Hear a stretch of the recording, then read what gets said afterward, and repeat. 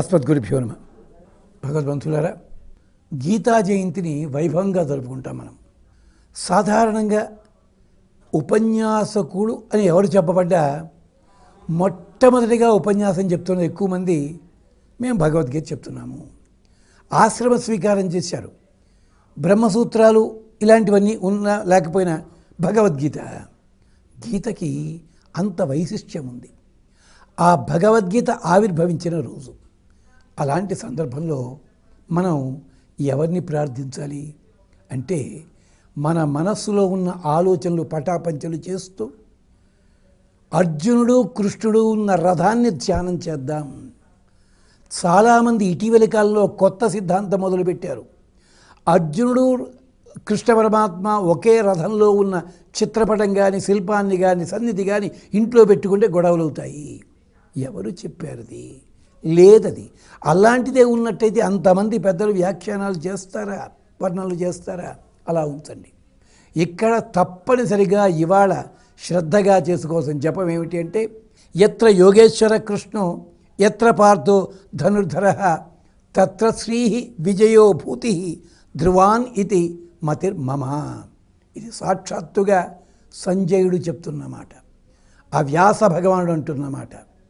ఇది గనక శ్రద్ధగా ప్రతిరోజు కూడా చదువుకోగలిగినట్టయితే మనకి శత్రుబాధ ఉండదు, కార్య విజయం ఉంటుంది.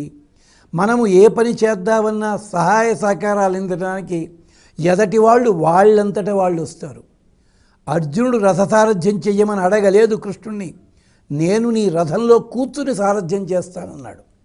ధర్మరాజు అడగలేదు కృష్ణుణ్ణి రాయబారానికి వెళ్ళమని. రాయబారిగా నేను వస్తున్నానని కృష్ణుడే ధృతరాష్ట్రుడికి కబురంపించాడు. అందుకని ఎత్ర యోగేశ్వర కృష్ణో ఎత్ర పార్థో ధనుర్ధర. యోగీశ్వర అని కొందరంటున్నారు, యోగేశ్వర అని కొందరంటారు. అభ్యంతరం లేదు.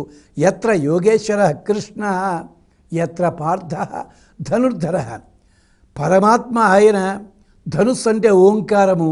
ఓంకారముని పట్టుకున్నవాడు అర్జునుడు. అంచేత ఎత్ర యోగేశ్వర కృష్ణో ఎత్ర పార్థో ధనుర్ధర తత్ర శ్రీ విజయ భూతి. మూడు వస్తాయి. మొదటగా సంపద ఉంటుంది, విజయం కలుగుతుంది. భూతి అంటే అద్భుతమైన సంపద మనకి తత్ర శ్రీ విజయో భూతి ధ్రువాన్.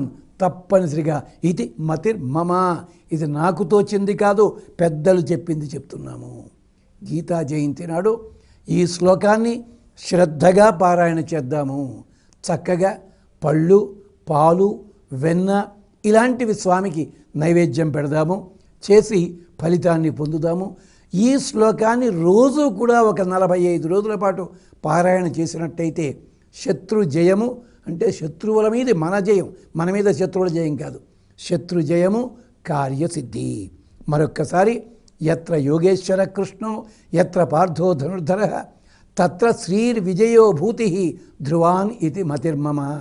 అక్కడ ఉన్న రథము మన శరీరము, అర్జునుడు మనము, కృష్ణ పరమాత్మ మనతో ఉన్న పరమాత్మ, ఆ గుర్రములు ఇంద్రియములు. ఇది ఇంటిలో పెట్టుకోవద్దంటే ఏమని చెప్పాలి?